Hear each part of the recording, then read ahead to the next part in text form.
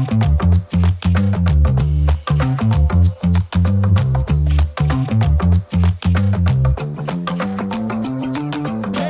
right, everybody, welcome to Does That Make Sense, the podcast. This is episode 19. So we are excited today. We got producer Brandon over there, and we got Ryan on the ones and twos. We got Allie in studio today, so we're going to have some fun. My guest today, we have met before here on the podcast. He's back. We got some exciting things to talk about, and let's just get right to it. It's my dad. Dad, welcome. Hey, bud. How are you? I'm great. Good. How are you? I'm good. If you don't know him, since he's not everybody else's dad, I'll introduce him as Bob. But that's all you get. That's all everybody else gets. It's dad. That's okay. I'll take dad Bob for the rest of the way. I'll take Bob over any other. We've been called worse. That's been called worse, right? So. Somebody said something to me today, and I was like, "Yeah, I've been called worse." And they're like, "Really?" And I'm like, "Yeah, don't." Yeah. We can. We can got a long list of things that we've been called. So we're gonna jump right into something that happened today, and just get right into it. Okay. So, if you're watching the podcast, you have heard about the kind of different ventures and hustles and things that Dad and I and another one of our business partners are working on. And you've heard about Safe House and AMW and some of the different things. One of the businesses is called Real Holdings. Real has a baseball training facility right behind us in the building behind us. We've got new signage coming for the front of the curb of what's currently Refuge. That's going to be like the Real community building. It gets rented and all that kind of stuff. And just this year, you closed the deal with the township to get the land next to us to do soccer fields. Correct. So you've been piecing away, working on that. Right. And that property's been sitting there untouched for how long? 40 years. I mean, I wouldn't say untouched. It's been undeveloped for 40 years. 40 years. At least 40 years. I found out today. At least 40 years. And there's been talk wasn't there talk in the past about using that land for Liberty Township's fire department? Yeah, they were looking to possibly get, when we had a different trustee in, they were looking at doing that and keeping that land and doing a central fire station there. But they couldn't get a lot of attention about that. So we wanted to put soccer fields in with a walk track. It goes along with what we want to do here. Yeah, like youth sports and youth development and keeping kids busy, giving them something to do. Maybe down the road, put like a splash park in the front, little walk thing. Make it nice for the community is what we're doing. So I started, I don't know, a year ago, casting the vision of that. We had some drawings drawn up, and we needed to purchase at least 2 of those lots that's next to us because we want to do a basketball facility. Yeah. And we were running out of room. So we made a deal with Liberty Township to buy those 2 lots, and then we're leasing the other 2 because they didn't think that they could trust that it would get done. Yeah. And so we have to show that we'll get it done, and then I think we'll be able to go ahead. But for right now, we have a lease agreement for $1, $15 for the next 15 years. To lease the other 2 pieces of property. With first right of refusal to buy. Correct. After that lease is for up. Another 30 years after that. Yeah. I think we'll probably purchase that property within a couple years once we get it developed the way it needs to be. But it's been a mess. Of course, when we bought the Refuge building and the property here, that was an old landscaping building. Not old, but it was a landscaping building that the guy... they did like lawn statues and all kinds of stuff. And so stonework. the 5 acres next to us was their dumping site. Right. So there's boulders and bricks and junk and building supplies and stuff just left over. And so it's a mess.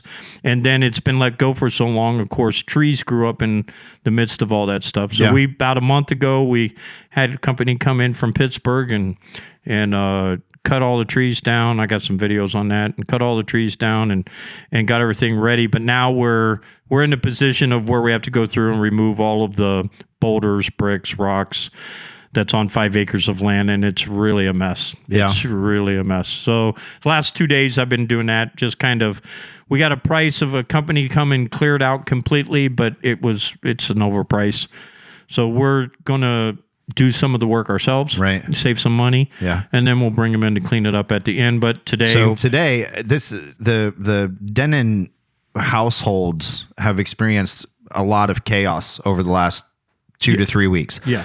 So my wife's grandfather passed away on Veterans Day, which was also his 93rd birthday. Grandpa K. Right. And so we're recording this on a Wednesday. Yesterday was the funeral, and today was the burial ceremony, and then they came and did a luncheon at Refuge. So we're sitting at Refuge, and it's, what is it, 10:30, something like that? 10:30, 11 o'clock. And so I am, the family's starting to come in, and since it's my wife's family and it's at Refuge, I'm kind of playing double duty, and I also did the ceremony, so I'm kind of playing triple duty. Right. And then Dad walks in, and he's like, or no, I didn't walk in. I was out on the phone in the parking lot, and you walked over to me, and I'm on the phone, and you start showing me a video, and the video is just of water bubbling out of the ground. And it wasn't like shooting out. It wasn't this big geyser type situation, but it was bubbling out of the ground, and it was consistent. I mean, there was a significant amount of water that was coming out of the ground. Right. And then when I was on hold, I had like a break or whatever in the phone, and I, put it down. You said I was, doing the thing, and the bucket of the Bobcat, you moved something, and you can tell what happened. Yeah. So that we, throughout the 5 acres, there's different piles of rocks and debris that's been there. It's what we consider to be clean fill. Well, kind of clean fill for if you're wanting to fill in like a big space. It's you don't have a bunch of wood and stuff. And so I'm moving things around, and we're restacking the piles. Instead of having 400 small piles, I'm trying to do like 8 big piles. So when we start to haul them out, the equipment's easier to think. So we were moving things around, and so I went up to this regular pile that I've been doing for the last 6 hours, and went up to it and pulled it back and was getting ready to look, and I looked over to my side, and there was this little bubbling of water that came up, and I went, it's not supposed to be there, because I'm 200 feet from the road, and we've already went through what's called OOPS, which is, if anybody knows what OOPS is, it's a place you call, and they basically tell you what kind of utilities you have in the property. That's the name of it? Yeah, OOPS. You call OOPS? Yeah, it's called OOPS, 811. It's called OOPS. Yeah. And what it is oops, I made a mistake. I'm going to start calling them for things that are unrelated to like... Yeah, we need to get OOPS involved. So I called OOPS. I put the wrong address in my DoorDash. Call 811. Yeah. So Oops. and OOPS is its own nightmare sometimes, but they have to come out within 48 hours of calling, and they mark all the utilities of where they are at the front of the property, so you know where it's coming in. So I got the emails and everything. We ran into a problem with that. Long story short, AT&T building subdivision or sub-building for Youngstown, Girard, Hubbard is right next to this property. And of course, in the front of the property that we've bought, everything for 911 and all fiber optic lines for the whole community, county are there. And no one could tell me how deep they were. And of course, right where they're at, we've had trees that's grown up, and we've already cut the trees down, and now we don't know if we should pull the stumps or not, or grind the stumps, because if we hit one of those, if we hit that fiber optic, we're looking about 100 to 200 grand. It would cost us in fines to fix it. Plus, it would shut down 911 emergency calls across the county. And so it was one of those things that I was very careful on to make sure we had everything planned out. And so we planned everything out, and then all of a sudden I pull away and I see bubbling water. And I waited maybe 15, 20 minutes, and I realized that the bubbling water was starting to get clear. It wasn't muddy, which means that we have it's tapped into we have a tap line that somehow I hit, even though I was 4 inches below the grade. Yeah. And after we did some investigation and ended up getting the water department to come out and walking in the mud quite a bit, and then I called another friend of mine company, and I said, "Hey, where's your guys at?" He's like, "Why?" And I said, "Because I got water coming up out of the ground right now, and I need them over here because I don't know what to do." Yeah. And so they came over. Thank goodness they came over within a half an hour. We dug down, and what it was the previous owners had what was called before the township. Yes, before the township. So more than how the townships owned it for decades. No, the townships owned it for like 5 years. Oh, okay. They so took the owners it over before that. Yeah, which was the landscaping people. Oh, the same that owned this building. Yes. Okay. Yes. So they had put in what was called, I found out today, it was called a domestic hydrant. I can't remember what you called sprinkler, but it's like a sprinkler head. And what it does, it comes out of the ground about 3 feet, and it's supposed to keep water moving around so you keep dust down. That's what it was Which makes sense if they're working with a lot of stone and stuff. Correct. And they're dumping over there and all that. Yeah. But nobody knew it was there. And what had happened was over the years, the people had piled stuff up around this pipe. And so I had pulled the pipe out. Yeah. And busted it off 3 feet into the ground. I remember when I looked out, they were doing buckets, like bulldozer. Oh, yeah. Not bulldozer, but like huge bucketfuls. Yeah. I mean, we're talking a 1-inch pipe full pressure. That ran for an hour, 2 hours? 2 hours.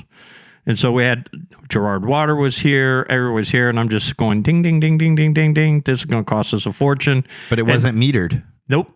It was put in illegally. They couldn't find a shutoff valve, which was a bigger problem because we couldn't shut the water off. Yeah, it's just running. That was coming. So we kind of rigged it. The water department was there and said, we're going to crimp it. And we did all the work. We crimped it and then put a cap on it and put a valve on it and then backfilled it. And then the water department looked at me and said, we owe you an apology. And I said, why? He said, well, I was the one that came out and tested the whole area for any domestic water lines, and I gave you a clear line. How do they test that? They have a electric thing that shoots down, and it's like a metal detector. Yeah. And just a guy walking around. Yeah. But it was kind of funny because they couldn't find the shutoff valve, and then they were like, we're going to have to shut the whole half part of the city down. And I'm like, why don't we just tap it while it's running? You're only going to get wet for a minute. Yeah. And so the guy running the excavator, his name is Doug, my buddy. I love Doug. Shout out, Doug. Shout out to Doug. He's going to be retiring at the end of this year. I don't know what I'm going to do without him. And I had called him. I said, Doug. We all have our buddies, and Dad's got his excavator friend. Yeah. That's a hard word to say. I said, Doug. I called Doug. I said, hey, Doug. He said, what's up, Bob? And I said, I'm a little over my head right now. Yeah. I'm underwater, bro. And he was thinking that maybe I buried the machine that I was using. Oh, yeah. And so I told him, he goes, well. Is this the same Doug that came to Safe House back in the day to help us find like the junction boxes and stuff? Yeah. Okay. Yeah. So I know Doug. Yeah. So he came over. He was a lifesaver, and he was like, we can just pinch it. And I'm like, no. So he took the excavator and went down there and just pinched it.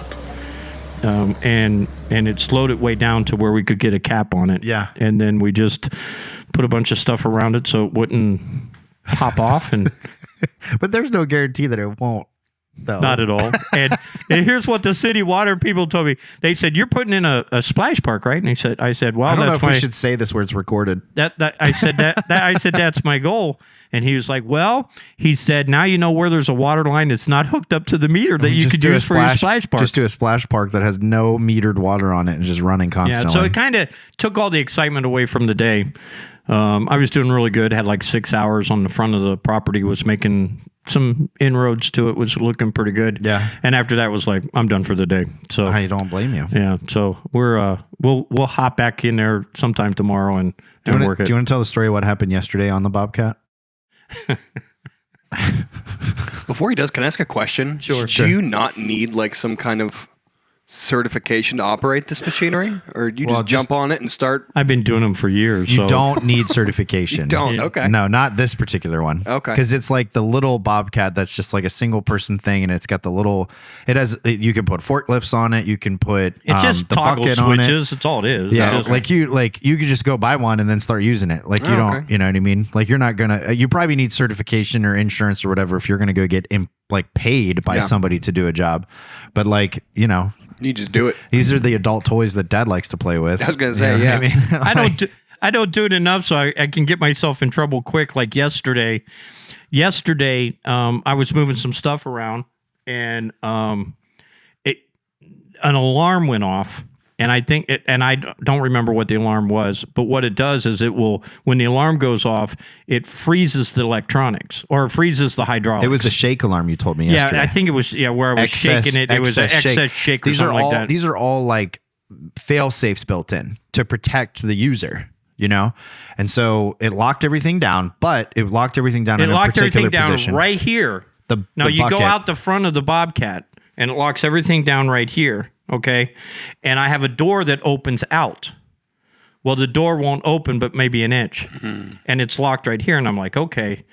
So then I go to reset everything and it won't reset.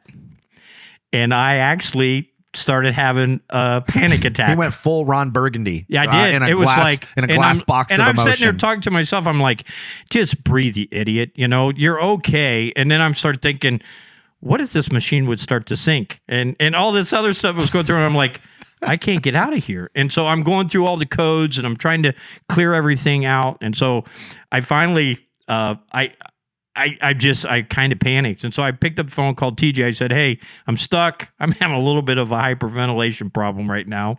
No one is around me. Thank God I have my phone. This is TJ's machine, by the way.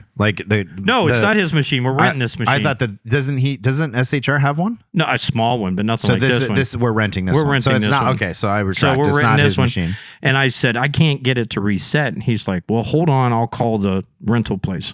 So he calls the rental place and they walk me through it. And I said, I can get the machine back on, but I can't get the hydraulics to move. And I said, I don't want to stay in this machine anymore. And so he's like, well, I'll give me a few minutes. I'll call back trying to figure out what's going on. So in the meantime, I'm sitting there and I you can take that door off of its hinge. It can come off. It's not easy to put back on, but you can take it on. It's got windshield wipers and all kinds of stuff.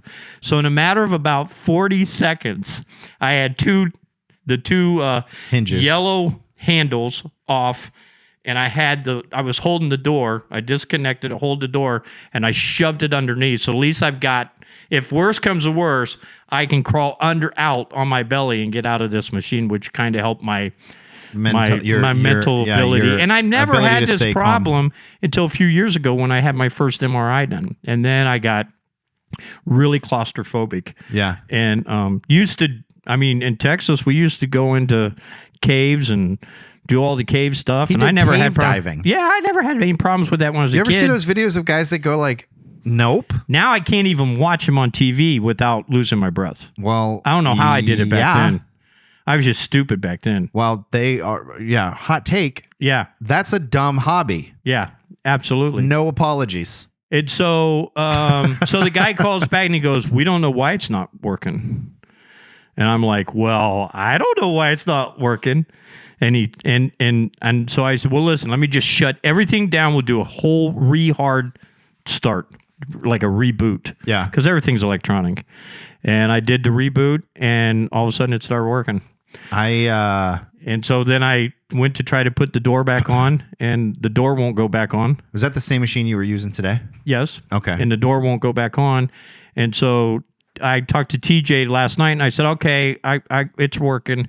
And he said, yeah, the guy from the rental place said the only thing don't do is don't touch those yellow handles on the left side of the door because the door is extremely difficult to get back on. Put back on. I said, you mean the one that's got the door that's leaning against the baseball building right now? Yeah. He said, you did. And I said, yep, I did. Yeah. So we have to figure out how to get the door back on. I was literally dying. Yeah, this was my only way to survive this. I took the door off. I mean, talk about something in life that's changed and I don't know what it is within my brain, but my brain, and if I feel that I can't get out, my brain overloads me, and I never used to have that problem. See, remember when you and I used to do roof work, and you would take me and you would give me the fun little job of just peeling the old shingles off the roof and just sliding them down into the thing. I used to walk onto these roofs, and I would, that's also a weird phrase to say, roof.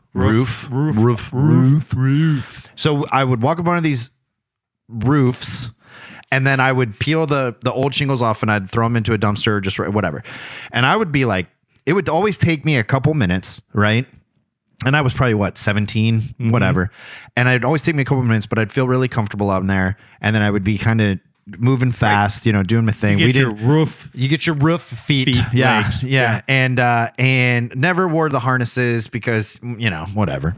And then fast forward 20 years, I'm in my late 30s, and Steph's like, I think I want Christmas lights on the house this year. And I'm like, oh, okay, cool. I'm going to do this easy. Instead of me having to climb the ladder, do a strand and then get down and move the ladder. I'm just going to take the whole set of Christmas lights. I'm going to get up on the roof and then I'm just going to do it on the roof and then I'll do it.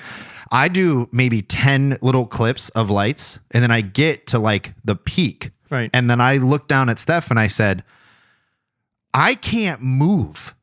Like I cannot move anymore. Like my brain is telling my body walk and my legs are going, nope. And I said, you're going to have to treat me like a cat in a tree and call the fire department to come get me. I cannot bring myself to go back to the ladder and swing my legs into the abyss. Right. Like it was like, there's literally, I'm not going to survive. It's not like this. you're 2 stories up. You're a 1-story building. No, I was probably 16 feet in the air. Right. Do you know what I mean? Right. And like worst case scenario, but at that point, you might as well be a mile. Right. You know? And so I wasn't in any danger. There was way to get out of the machine, but I had to talk to myself and say, you're okay. Chill, dude. You know, like, and I was talking out loud. I'm like, you're being so stupid right now. I was trying to override the mind of what the mind was doing. He was trying to override negative talk with more negative talk. Right. Like, don't be so stupid. But I felt so much better once I had the door off, and I would have paid $5,000 for that door if I had to. I would have broke it to get it open. You know, it was just one of those things. Allie's got what generation are you?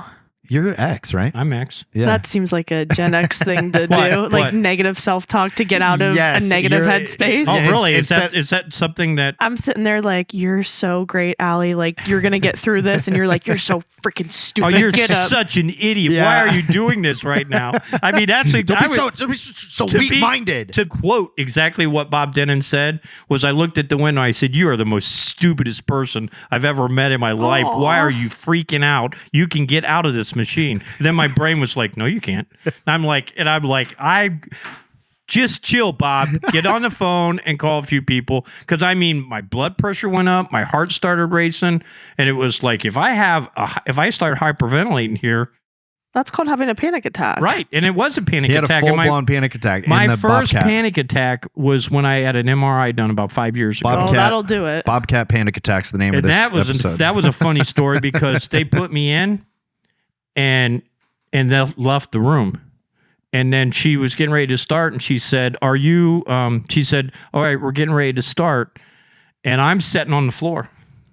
You got up? I had crawled, I had scooted out backwards and sat on the floor because I couldn't breathe. Really? Yeah. I wouldn't be either. I'm so claustrophobic. I'm right there with you. Well, you had to do a sedative the one time you did it. They had to like help you out. Yep. I've had 2 since. This last one was pretty good. The one after that, Angie had to be in the room holding my hand. Should we? I'm sure there's going to be people wondering what these MRIs were for. I have a bad back and a bad neck. And so for 30 years, we've been trying to figure out if it's going to get continuously worse or if it's going to get better. Yeah. And I'm chuckling because we're over here talking about MRIs and like some people are like, what's, it's literally, I mean, it is a big deal, but it's not like you're fine. Like it's just pain that you've had to deal with, but there's a way. My lower back screwed up. I've had pain most of my life. And so I've went to a doctor that's doing injections for stem cells. And believe it or not, it's worked a lot. Yeah. I mean, it's helped me out tremendously until I'm bouncing into machines today. And I told the doctor that on Wednesday. He was like, how you feeling? I said, I'll let you know on Friday. He said, why? I said, I'm getting into a Bobcat I haven't been in for 2 years. So we'll find out just exactly if you got me fixed or not. And in fact, they called today and said, we want you back 1 day a week for the next 4 weeks. Yeah, because of the Bobcat. Yeah, because we're not sure what the Bobcat's going to do to you. But overall, it's working. I mean, age 64, I'm not so sure I'm ever going to be. I mean, there's damage in the lower back and there's damage in my neck. I can't get a doctor to do surgery because it's too close to my spinal cord. And so it's just like, well, we can do pain management. And I'm like, I don't want to take pills all the time. Yeah. So we've been going to chiropractors, for years, every day or every week. You would go 3 times a week, probably the last 6 or 7 years. And that's just to keep me straight and not have pain. But no, I mean, it's just funny that how, and we've talked about it, of what the power of the mind and what the mind will do. But there's power to overcome that. I didn't quit breathing. I was trying to rationalize myself a little bit. I just didn't like the fact that I was not in control of what the next movement was going to be. Yeah. And I think that's what got me. It'd be interesting to hear some of the people in the comments on what's their phobias or what their stuff is. What's yours, Brandon? You asked me this last time. I still don't know if I have one, but I think I have a little bit of claustrophobia. Not like a debilitating amount, but if you've ever like gone into a bathroom and you can't unlock it for some reason to get out, there's something in your head that's like, oh, you're going to be in here forever now, so get comfortable. And I'm imagining that's what went on in your head. It's like, oh, this is where I live now. Is inside of this Bobcat. Yeah. Well, it was a fact of, okay, what happens if something goes wrong? I can't get out immediately. That was the trigger point, I think, in my brain, was because everything was right in the way of that door. And to be honest with you, it's probably one of the stupidest designs. Now, I've looked inside. Why can't all the windows back open? window, you pull it down, it's like the trunk pull down. That you It's got an emergency release hatch. So it's got a little pull. You pull it down and the back window will fall out. I probably will find out that back window will be a lot more easier to put in than this front door that I took off. So my sister is terrified of elevators. Yep. She will she will never ride an elevator. And last night when Dad told the story, she goes, "That's what I feel about elevators." Now imagine that's happening, but you're 6 stories up, right? Like she was going on and on and on. She's like, "This is why I don't ride elevators. Maybe you won't ride an elevator anymore because this happened, and now I got a stair buddy." And I'm like, "Okay, let's breathe. Add some punctuation." How's she feel about escalators? She finds them to be very convenient. Good alternative. Have you ever heard of the Mitch Hedberg joke where he's like, if an escalator is broken, they're like, "You're welcome for the convenience." No, they put a out of order sign on it, which they should just say temporarily stairs. You're welcome for the convenience. And so, yes. So the Bobcat story 2 days in a row created a little chaos for you. Yeah. That's well, who would have ever thought that someone would put a sprinkler head in the middle of 5 acres and then pile rocks around it? The odds, I mean, if you were running the machine, it would have happened to you. If TJ was running the machine, it happened to him. If Doug even said, they made me feel better. I was like, man, I owe you guys. Nah, he said, better you, because he said, I was coming in and going to help you. And he said, I would have hit that too. And then it would have been on me. He said, at least it's not on me. And it was it was so neat to watch them because they're literally at another job site working. And I called Murphy Contracting, Mike Gentile. And within a half an hour, I had his 2 best guys harassing me. Yeah. But they were here and they were loving harassing me. Well, and they made me feel better. They said anybody would have hit this one. So no one would have known. Yeah. You didn't know. Yeah. And so, because I'm like, man, I've just dug like 4 inches below grade. What happened? They were asking you a very concerning question at the beginning. Yeah, they said, "Are you sure it's not gas line?" And I went, "It's liquid coming out of the ground. I wouldn't think it's gas line. Do you smell any gas?" I said, "No, I don't smell." "Are you up by the road?" I said, "No, I'm not up by the road. I'm like 200 feet back." And then Eric called me, and Eric's a little more serious. And Eric's like, "You sure it's not a gas line?" And I said, "I'm pretty sure." "How sure are you?" I said, "There's water coming out." If you would have said how sure I am. It took him a half hour to get here. If you would have said it was gas, it would have taken him 8 minutes. Yeah. So, but when the city was talking about was like, we can shut down the whole grid, which is also the retirement home down the road, which is 6 stories. Yeah, they would have lost water, and I'm like, oh, let's try something else. Let's don't do that to the elderly. Let's just crimp it, cap it, bury it, so that way in 6 years I have a problem. Or in 4 weeks, or in the spring we put all the soccer fields in place, and then all of a sudden we see that in the middle of one of the soccer fields there's this wet spot. Yeah, we instead of soccer fields we have a swamp land. Well, when we built Safe House, I always wanted to ride in one of those fan boats. Yeah, when we built Safe House, we were connecting to the sewer system for another building that we had built. This is like 3 years or 4 years after we built the first building, and they're probably down 20 feet. In this hole connecting to the sewer where we're putting another building into the sewer, and there's water just gushing in through through the gravel that's by there. And I looked at him, I said, is this normal? He goes, no, it's not normal. And it was clear. And he's like, I think we've got a water leak. And I'm like, well, what did we hit? He goes, there's no water lines around here. And I'm like, well, water's got to be coming from somewhere. So then we went to the houses and we checked all the houses and shut all the water down, see if the meter was going to keep running. Everything was good on the house side. Well, what had happened, one of the connectors on the 2-inch line coming in from the street had let go. And instead of the water bubbling up to the top of the ground, it hit the gravel that we had put everything in. Yeah. And it followed the gravel to the septic hole. The city had been pouring water from Into a the 2-inch septic. main into the septic for about 4 years and no one knew it. Who was paying for that? No one, because it wasn't, there was no way to find out because it Wasn't before metered. the meter. So it was on their side. And I mean, it was just, I mean, for years, water was just gushing out and going through the gravel. And we would have never known we had to build, I think it was house D. Yeah. Or E. It was E. House E. We wouldn't even known it at that point. So for anybody keeping score, house E was, we built 4 houses, A, B, and C, and D. Right. And then E was the 5th house that we built. We built the 4 houses all at the same time. F was the 4th house, and then E. We went backwards. Because it's A, B, C, D, E, F. Yeah, you built F before, even though I thought that they were F. built in the order that they were. Nope, that F they was were, built first. Yeah, well, I've We been didn't training na- people all wrong. We didn't name them until after the fire department came and said, we've got to have a Yeah. name on them. So I'm like, okay. So they A, were. B, C, Wait, D, E, F. okay, hold on. So they were all built before we named them.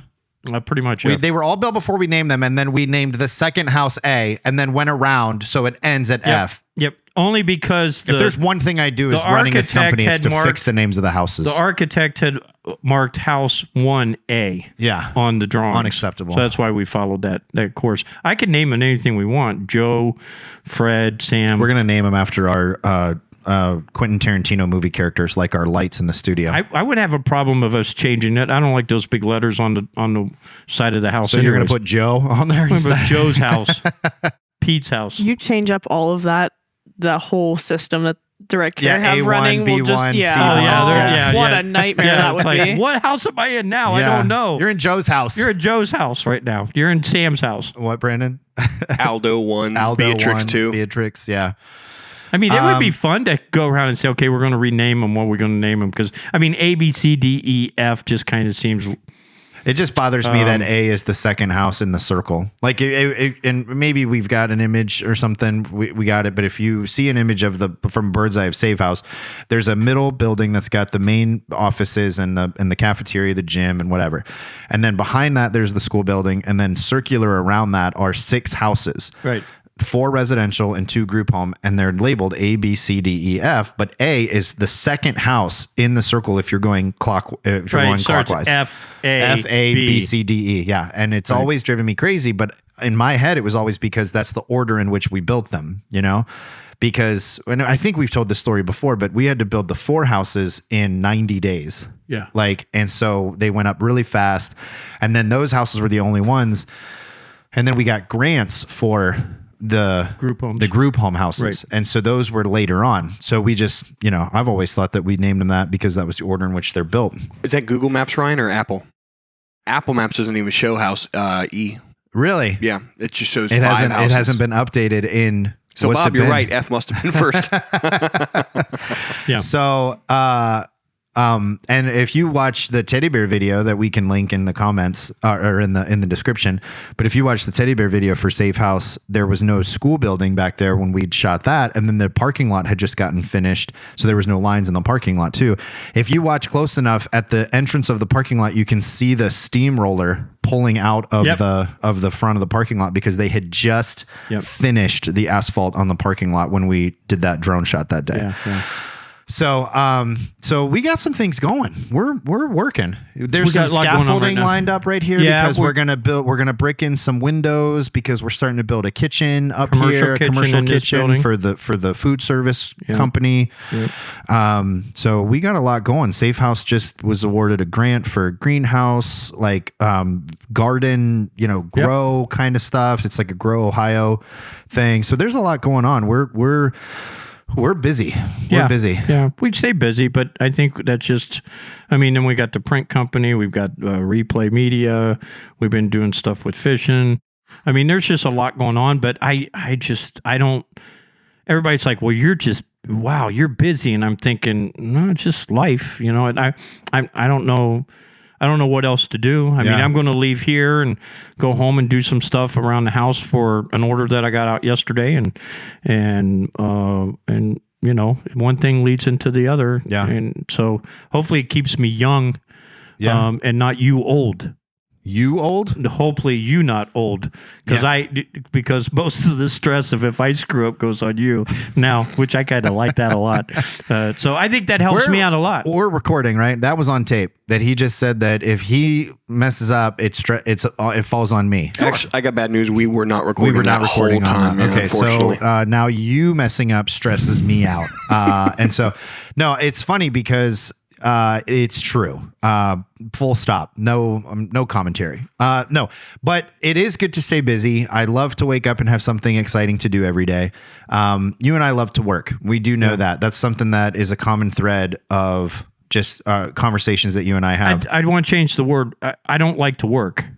I like to make changes. Yeah. I like to push things forward. I like to say this can't be done, and then I want to do it. And everybody's hiding behind. No, Allie's. I love it when Allie pokes Ryan because I'm like, oh, see, we triggered her. Something's got. What do you got? No, I would just call that like you guys are more visionaries. You can see that 30,000 foot view of exactly what you want to change. Now, here's your people. Go change it. Right, but we're squiggles. See this thing. Okay. We're squiggles, and we need circles and squares around us. But there's one thing we don't need, and me and him both are the same way. Triangles. Got it. Don't put a triangle around me. What's I'll fire you in a heartbeat. Nobody knows what a triangle is. A triangle. Nobody knows what a squiggle is. I could name a couple names and he would tell me exactly yes, but I'm not going to do it because somebody would be watching. Listen, we talked last week about the Enneagram, and I've done the Myers-Briggs and all this other stuff. And for decades, Dad has talked about the squares and the circles and the squiggles and the balloons because you have some squiggle and some circle. What are we talking about? Yeah, what's this test called? I have no idea. We did it years ago. Grade? I don't know. We did it years ago, and they nailed us to the wall. I mean, you talk about like Lisa is a circle. TJ is a square. My wife is a square. He's a squiggle. I'm a squiggle. I mean, it's down to the T. I never took the test, by the way. There's no question. There's no question at all of who. And we probably should have that company come back in because you're a circle square. I guarantee you. What does this even mean? You know, so you would be a square, and there's a circle inside of the square. But she's not a triangle, thank God. Because if she was I a would triangle, be out of job, and no, I wouldn't be able to work with you. I mean, I've had triangles. Okay. I'm gonna interrupt. There was a couple on the replay team that was triangles. Oh no, they're not here anymore. Oh yeah, they're not there anymore. In fact, you were there the one day when I lost it.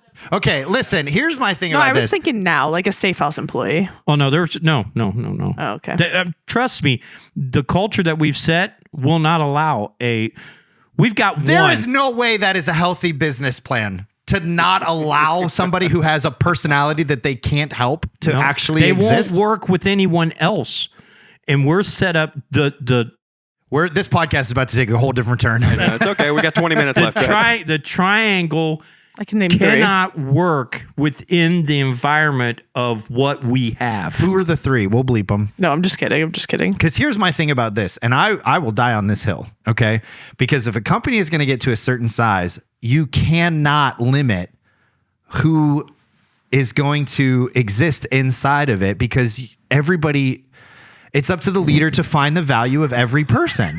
But I honestly do think... You can't tell me that Apple doesn't have all four or whatever, all of the characteristics. You can't tell me they don't. But there's nobody Maybe not Apple. There's nobody at Safe House that you can't work with. There's people I don't enjoy working with, but we get the job done. I feel like we toe the line of creating a culture that's unhealthy if we say your personality doesn't match what I want to work with, so you're not going to fit in here. It's not about us trying to match their personality with us. It's a fact that they can't operate within the guardrails of what we've given them because they're always pushing through the guardrails. And so what they're doing is they're pushing in the guardrails with their opinion of how things should always go, and when it doesn't go that way, they cause all kinds of disruption. Isn't that me? That's me. Whoops. No, that's not you. That's me. No, but you're a circle, which is a rounded person that looks at everything, but you're a square, so you need organization within the circle.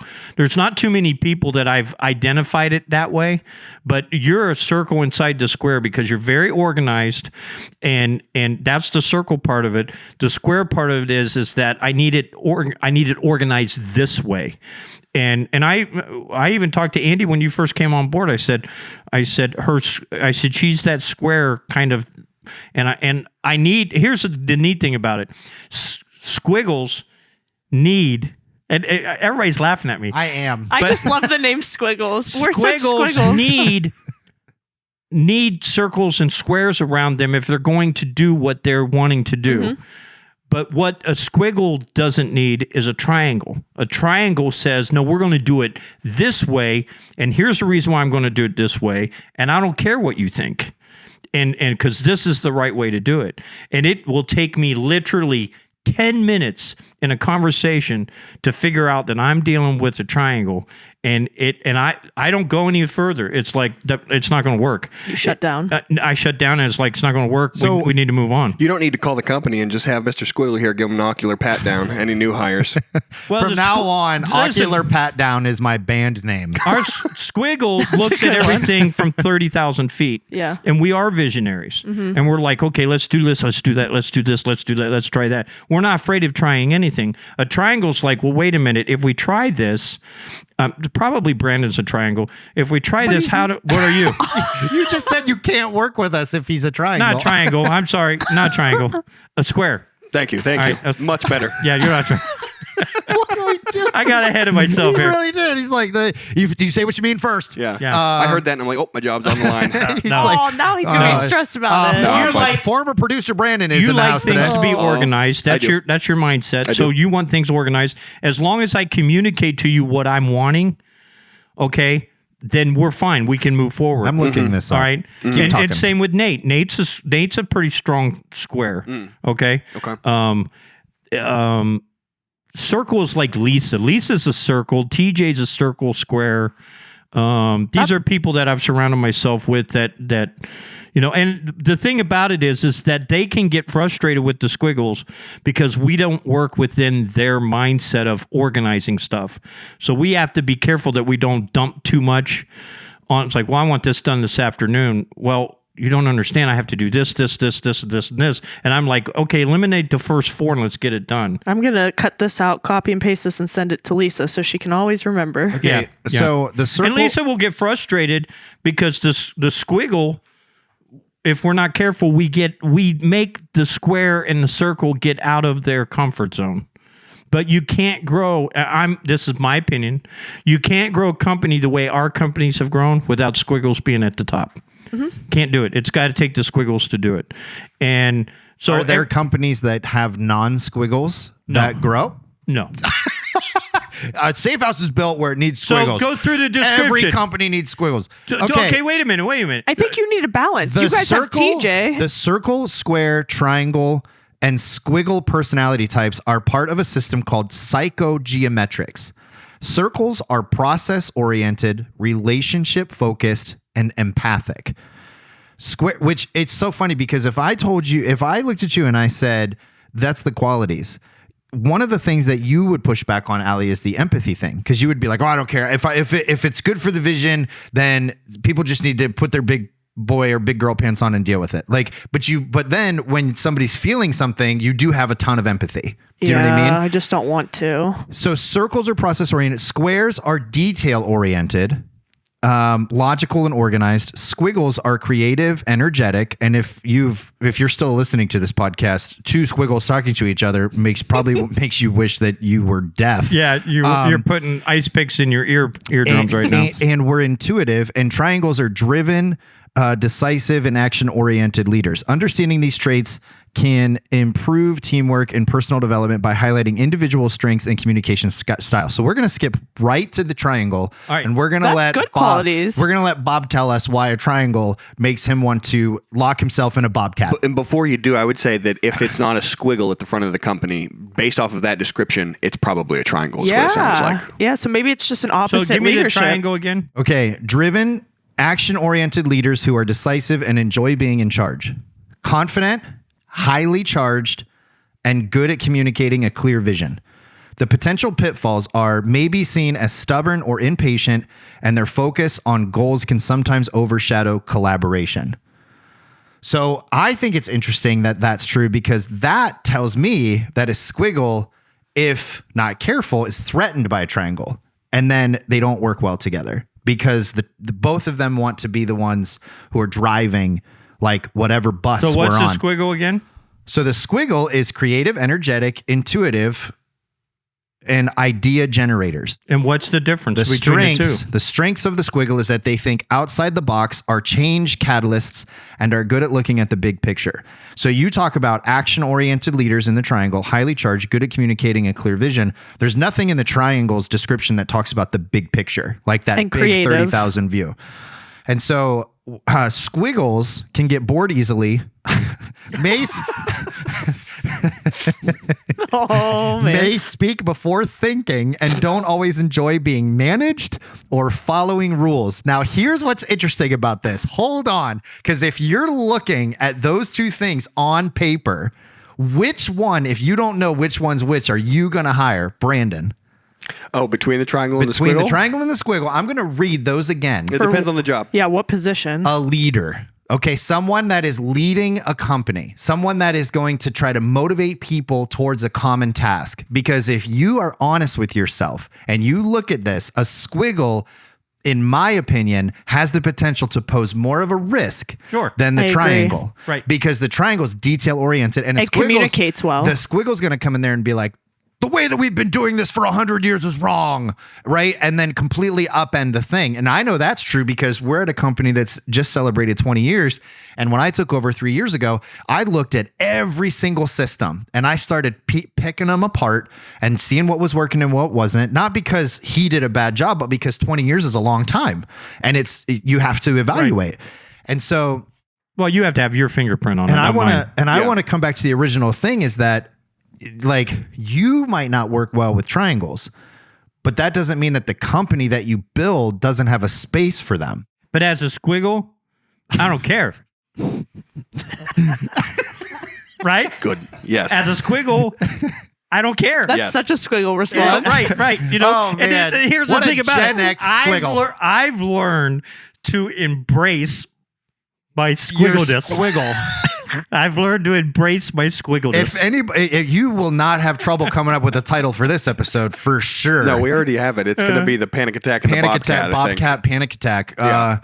And then so what you're saying is subtitle Squiggle Love. So what you're saying is that realistically a triangle is better for a company than a squiggle? It depends on the company. I'm not saying that. I'm saying that if you are a board of directors and you're trying to find a new leader for a company that's already established, and you're looking at the qualities that a triangle lays out and the qualities that a squiggle lays out, I think 9 times out of 10, and that's an exaggeration, I think the majority of the time you're going to look at driven, action-oriented leaders who are decisive and enjoy being in charge, confident, highly charged, and good at communicating a clear vision. You're going to look at that and go, that is better for this particular position than creative, energetic, intuitive, can get bored easily, may speak before thinking, and doesn't always enjoy being managed or following rules. All right, so I'm going to throw something in here. Ready? All right. Steve Jobs. Yep, I was about to say it. You got Steve Jobs and you had Skelly. Was it Skelly? Scully that came in, and he was the new CEO. John Scully And was the CEO that Steve Jobs went and got from Pepsi to run. And he was the reason why Steve took that 15, 18 year sabbatical. Yeah, because they couldn't work together. In my opinion, in evaluating it, Steve was the Squiggle. Steve was 100% a Squiggle. And the new CEO was the triangle. But again, Steve Jobs didn't leave because Steve Jobs, and again, you got to read the biography, whatever. Nobody's interested in that. But if you read it, Steve Jobs was terrible. Right. Like he was not easy to work with. He didn't treat people well. Nope. And so if it wasn't for the grace of God and just, I think my personality, I think I would be exactly the same way. I would just say, because Brandon's seen it. Once I've reached the point with a triangle, I don't care. Get away from me, get away. And I mean, you've never seen me that way, have you, Allie? What? No. Yeah, He has. As a Squiggle, I'm not there yet. Like I haven't gotten to the point where I don't care. And I'm gonna away. Here's the thing about it is I don't think you've been. There's no triangle around you that I know. You just named one. Triangle. We don't work here anymore. It's around you. Now there's one that would be pushed towards a triangle, but there was laziness that was involved in that. So we'll leave that alone. I know exactly. I think I know what you're talking about too. I'm not going to say. Here's my thing about these types of personality things though. And Steph told me one time, she's like, I'm surprised that you're interested in the Enneagram because you don't like personality types, like the tests and stuff. That one's my favorite. Because I think that they put people in a box and they change the nuances of a person all the way down to like a couple of like bullet point categories, which I think is fine in that 30,000 foot view. It relieved me when I found out who I was. It relieved me. And then I said, you know what? I'm going to set myself up with people that will enhance what I do. You don't think that you've missed out on potential positive experiences with triangles because hang on, let me finish the thought. You don't think that you have missed out on potential positive relationships with triangles as a result of you going, boom, you guys nailed it. I can't work with the triangle. If it's a triangle, I don't want anything to do with it. It's not that I sit there and do that. It's a fact that their personality and how they approach me says I can't work with you. I had a whole board of directors that was that way and about ruined me. Okay. Half of them were, looking back at it, were triangles. And they didn't understand what I was trying to do with vision and the dream.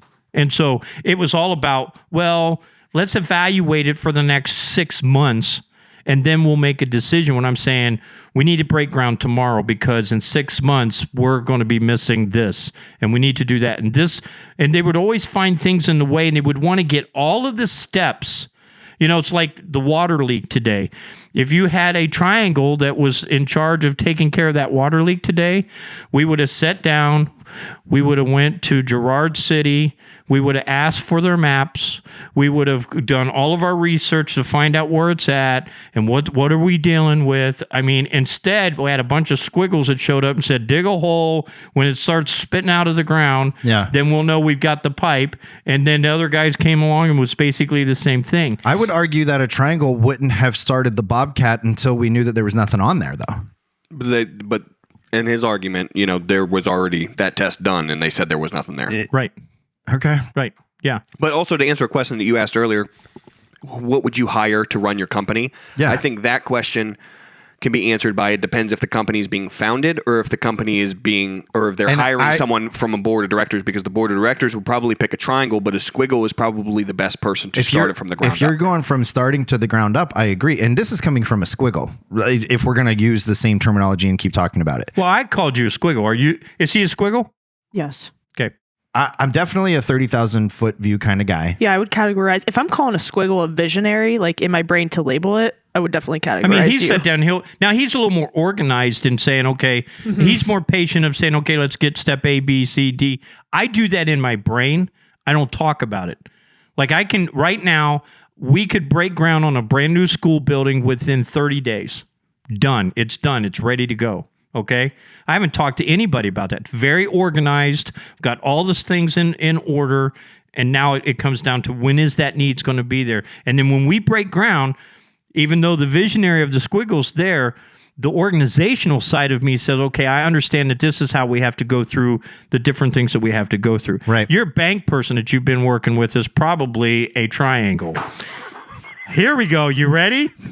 Ready? The end of the podcast. I just got him at the end of the podcast. Oh, we got to All right? just bleep How this much whole do last you spot. like your bank person that you were working with on your house? Do we have the censor button ready? So what do you want me to censor? Bank person? No, because I'm about to drop some bombs. I believe she's a triangle. I don't think she's ever found the crayons. Okay. You closed already, so it's fine. You Yeah, can say I all could say this. whatever I want. Okay. Actually, we haven't recorded yet because somebody hacked. Okay, we're gonna save it for the next pod.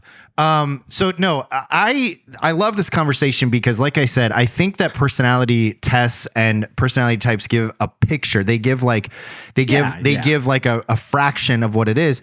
And like Steve Jobs is one of those. I love to use those kinds of like macro, huge, $1 trillion companies because it's what everybody knows. Like you mentioned Apple, you mentioned Steve Jobs, you mentioned Bill Gates, you mentioned Microsoft, you mentioned Tesla, you mentioned Elon Musk. People know what you're talking about, right?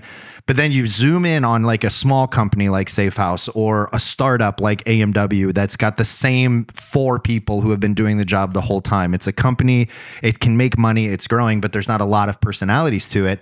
I think that it's way easier to look at something and go, I need people who are like-minded, that work like me or that complement me because there's so few of us. But as a company grows, a triangle is an excellent department head because they need to be able to, they're in the healthiest version of themselves, they're capable of doing the job. But and I always lean on the fact that it's the responsibility of communicating and of adapting falls on the leader to adapt to the people that they've picked to work with them rather than to expect the people that they've picked to adapt to their style.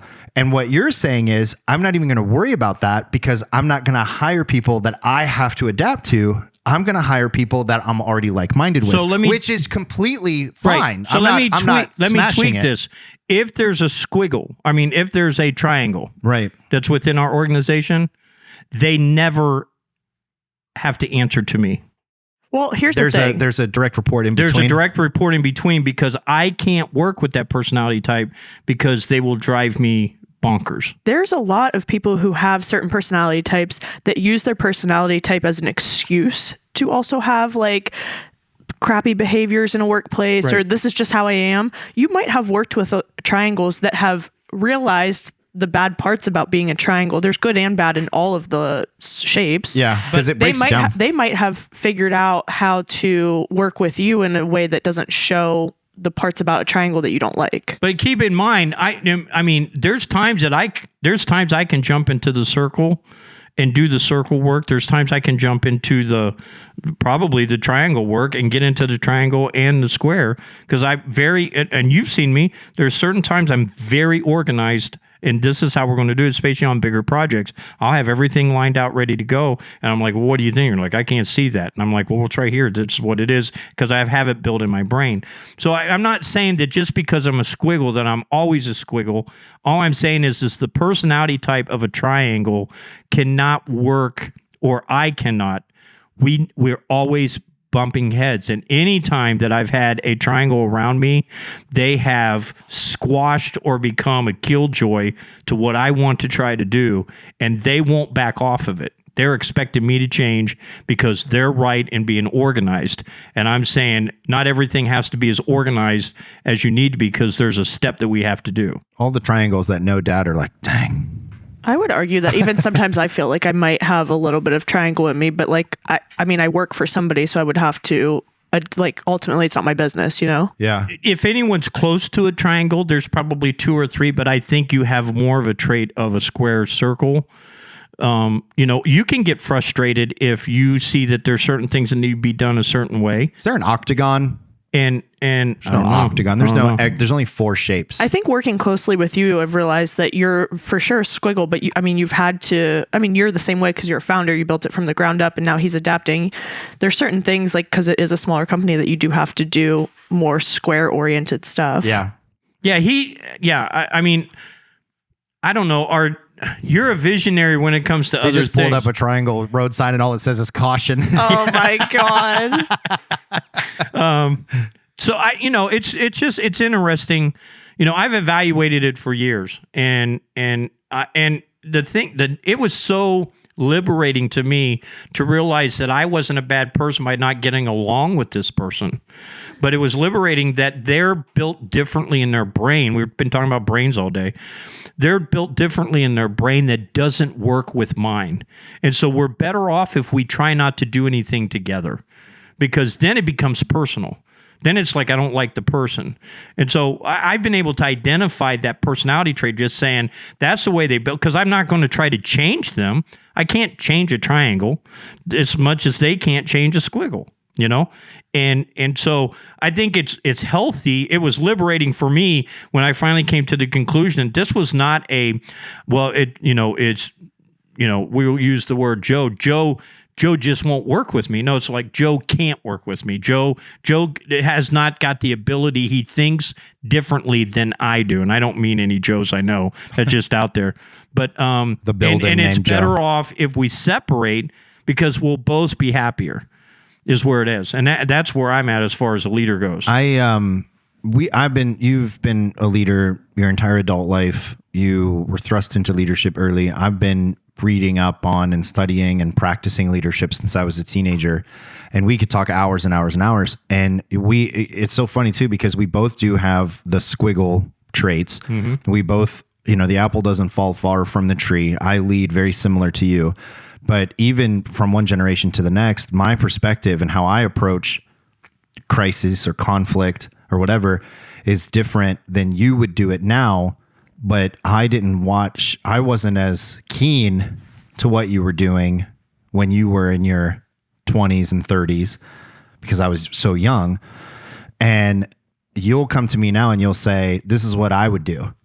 But that's not what you did when you were 40. It's what you would do when you're 60. Right. And there's part of it where it's like, you can say that that's what you would do now because you've earned the 60 years. Well, I haven't earned it. We had a deep conversation in the truck. What was it? Yesterday, Yeah, it was day just before yesterday. yesterday. And I'm like, I'm not going to override you. I'm not going to tell you what to do, but this is how I would handle it. Right. And it was a leadership decision. It was something I was like, you're the leader. Don't give up your position of leadership to try to get people to come along on what you want to do. You're the leader. You've earned the right to be the leader. Go be the leader. That's what I would do. You've earned the right to do that. And I realized that, and we can get go down a whole other rabbit hole on that. But I think that, I think when we come down to the different personality traits, it's the fact that if we truly can understand everybody's role, and as a leader, we put them in the place where they will help us. Okay. And then and I've done that my whole life, then the company will move forward. A triangle will want, all the details first, where you need to go and say, I need to make this change now.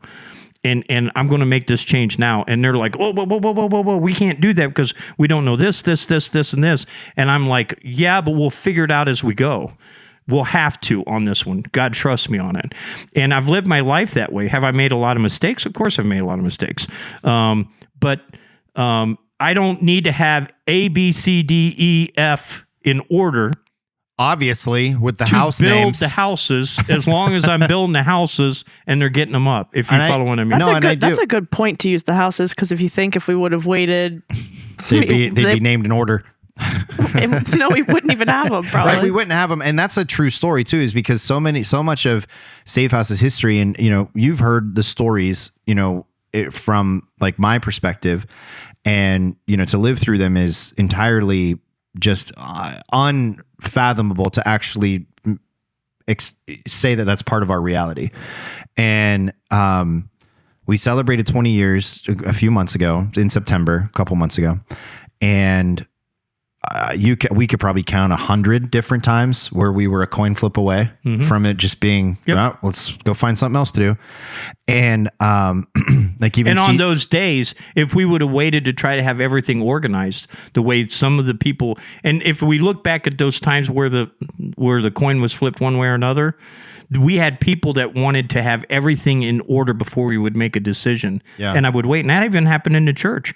People wanted me to wait to move from the sanctuary to the gymnasium because they wanted everything in order. And it was like, nope, we're moving. And if we had waited, it would have never happened. Yeah. And so I think it comes down to the fact of you've got to evaluate your people.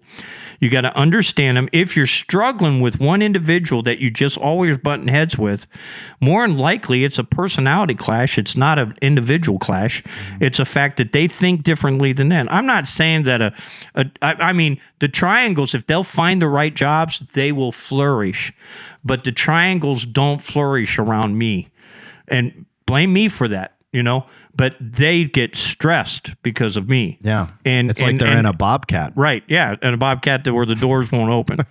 Enough's enough. Who's kind of who would have known we would have went all this way? No, because I mean, this is what you and I talk about when we're just like having lunch. We have these conversations because this is the way that we're built, and our DNA is to talk leadership and to engage in these kind of conversations and to learn and to grow. I think that as a leader, our job is to, I've said this to people before, that there's a small degree of difference between a leader and a manipulator, is that a manipulator will motivate people to a task that benefits the manipulator. Right. A leader will motivate people to a task that benefits the people. And the difference between manipulation, opposite of manipulation, is influence. But there's a fine line between the two.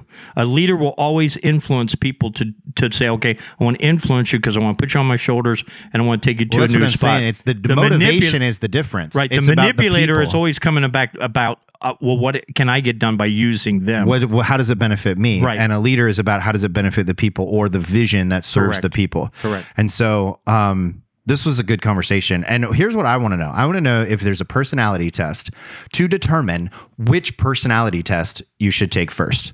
That's what I want to know, because we've talked about the Enneagram. I've mentioned just in passing the Myers-Briggs, which I've taken. I had to, when I was working on a master's degree that I didn't finish because I'm a squiggle and I got bored. That I had a different one, and they're like, we don't see scores like this one because like you are scoring at like a level where most people who score at this range in this category don't score at this range in this category, and then this one you're like way down, like nobody is this low in any categories. Like, and I'm like, I don't know if this is a compliment or an insult, but I'm gonna take it as that I took the test wrong. Can I do it again? And they're like, no, you already paid for it. I think that if you look at it as a leader, and maybe leaders are better than me. I mean, I'm just one person. But if you set yourself up and everybody understands their personality trait and what they bring to the team, and everybody understands that when I'm sitting here and saying, no, I'm not interested in all the details right now, let's go do it. And then they just take a breath and was like, well, that's because Bob's the leader and we're going to follow Bob. And 9 times out of 10, Bob doesn't lead us in the wrong direction. But also, I can go back to that person and say, I need some details. Can you work them out for me real quick? And they love that. And so I think as you build the team around it, you build the team around what benefits you as a leader to move the vision in an influencing way. And so you surround yourself with those people to do that. And I think we have do I think that I had a board of directors that were full of triangles looking back on it? Absolutely. Because they wanted this in place before we would do that. And I'm like, we're going to die on the vine here while you're all trying to get organized. We need to make this move here. And every time that we were in jeopardy, it was because I was trying to wait for those people to get themselves what they considered to be the organization of the company in a position, and it was going to hurt us long term. And so that's where I kept pushing back, saying, we don't need to wait for the next 9 months for you guys to do a audit, study on what's the best way to do it. Let's go and let's move forward and let's do that. So I'm not saying the squiggle is the main guy. You can have a square that is, that's in charge. All I'm saying is that I know what I am. I know the people that are around me, and I know the personality trait that I can't work with, and that's better for all of us in the long run. It's definitely better than it's definitely better for the triangle. Yep. So, all right, with that, we're gonna wrap up. We'll have to have more conversations about this. Maybe we should have the whole team take this particular. What did we call this one? What did we say it was called? Let me see again. Part of the PsychoGeometrics. We all have to take the PsychoGeometrics test to find out exactly what we are. If you think I'm going to take this test at the risk of being a triangle, you're out of your mind. Oh, man. So with that, everybody, thanks for joining the Does That Make Sense podcast. Leadership is one of those things that if you... I could talk about it for hours. You could talk about it for hours. I know that we've had these conversations with the three other people that are in this room, and it doesn't always make sense. It's one of those things that's like a moving target, and it has to do with people. You have to find what motivates somebody. You have to find, because a lot of times when you're a leader of a company, the company is your baby. Like it's you think about it when no one else is thinking about it, and then you have to motivate people to do that work when they're happy to just come to work and then go home and think about something else entirely. And it's a means to an end for them, which is good. There's nothing unhealthy about that, but it's a step towards something else. While it's the kind of the point, it's the journey for the leader. Mm-hmm. And so to find that nuance is difficult. It doesn't always make sense to go, you don't live, breathe, eat, and sleep this, but you're going to help me because I live, eat, breathe, and sleep this, and we're going to do that together. Right. And so a leader is almost like, how can I create a sense that what you live, eat, breathe, and sleep can be benefited by you helping me chase what I live, breathe, and when eat, you get sleep. those pieces and parts put in place and you understand each other, everyone will line up behind the vision, right? And because they will serve the vision, not the individual. And they'll just say, "Oh, that's just Bob being a squiggle again." But watch the vision, right? And then also, there's no triangles. I'm kidding. Okay. No, because the point that, and I'm saying that, but that's a bad way to end. But because I'm picking on him, but. I'm okay with that. If there are triangles, it is a good point that you made, and we skipped it quick because Ali had a good insight, is that if there are triangles that are in the team, there's a buffer. They answer to somebody that you're able to work more closely with because the personalities align. And you can't have, and I'm trying to end this, you can't have multiple squiggles, or the company will not go anywhere. I'm pretty sure that this podcast has just talked about how two squiggles really can just... Perfect example. We just won't stop.